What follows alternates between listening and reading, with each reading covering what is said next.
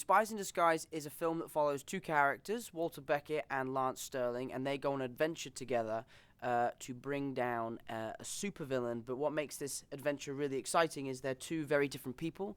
They're polar opposites. One's a super spy and one's a super nerd.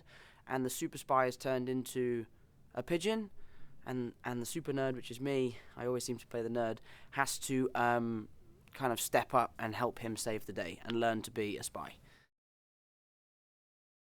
Walter is a really happy-go-lucky kid. He's really positive. He's really, really excited about sort of using his brain to do good and to like make a difference in his workplace. And then is really excited by the idea of a challenge and a mission and going into the field. Lance Sterling, he's a super spy. He is the James Bond. He is the Ethan Hunt of our world that we've created, and he is as cool as any character can be, but he is a flawed character in a sense that he has trouble letting people in and being close to people, and I think that's partly because he works in such a dangerous environment. He doesn't want to be close to people in case he loses someone. And what Walter helps him do is realize that life is better when you have someone. So opening up and being friendly with people is much better than closing yourself in and pushing people away. What Will does so great is just bring such enthusiasm and such a sort of effervescent energy to the character, which is so infectious. And you just can't help but laugh at everything he says, especially when he's a pigeon, because Will has such a recognizable voice. Like if you played a short clip of him, you'd go, oh, that's Will Smith. And seeing Will Smith as a pigeon is just really funny. It's really, really great. Lance is obviously so into action and beating people up and fighting and being a super spy, whereas Walter is very much more the guy who wants to help people and yes, get the job done, but do it in a way with no casualties. And he has this one device called the kitty glitter, which basically explodes glitter everywhere and is supposed to calm people down to the point where they don't want to do bad stuff anymore, whereas Lance just wants a grenade. So it's quite fun to see the banter back and forth between Will and I, where we're arguing about using a grenade or oil slick or kitty glitter or the inflatable hug, like all these different amazing kind of quirky gadgets. So it's a lot of fun. That scene when he changes was actually really intimidating to shoot because I was listening to Will's audio, and obviously in that scene he's going crazy, and all of my stuff has to be like, the final stage, and I have to do all these like crazy different voices, and I was actually really embarrassed when we were recording that scene, but it's turned out so great, and I'm really proud of it. Ben Mendelsohn, yeah, he's a cool guy, man. I have met him when I was a kid. He probably won't remember. I was very, very young.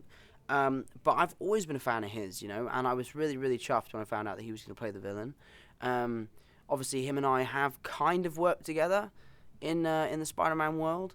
But yeah, no, I just think he brought a really, really menacing quality to our villain, and definitely raised the stakes for our two heroes. The hardest thing I find in acting is laughing. Like, I can cry all day. If you ask me to cry, fine, I'll cry all day. But ask me to, like, have a hysterical laughing fit, I just can't do it. And in this film, there was loads of moments where they wanted me to laugh. And what we ended up doing is I just actually found something really funny, laughed my ass off for, like, 2 minutes. And they were like, everyone was like, shh, shh, shh. And then they just use that all the time whenever Walter's laughing. I really like the scene in the lift where I try and convince him to listen about my idea for the biodynamic concealment. I think that's a really funny scene because it's just a really poor kid, like really trying to make a difference and really like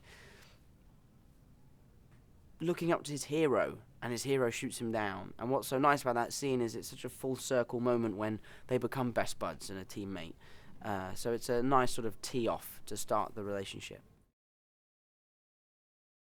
I love that it teaches a good message to young kids, you know, like it's teaching the idea that violence isn't the answer and friendship is more important than anything, really. So I just think it's a good film for kids to watch and feel enlightened by certain stuff in the world, but also just feel like they have a friend, like Tom Holland and Will Smith we're friends and they're our friends, you know?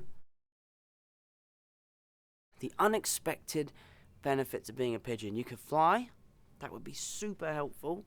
You can see 360. You can see UV light, we found out. They can see in slow motion. What else can pigeons do? They're always in a flock. You never see a pigeon by himself. He's always got loads of mates.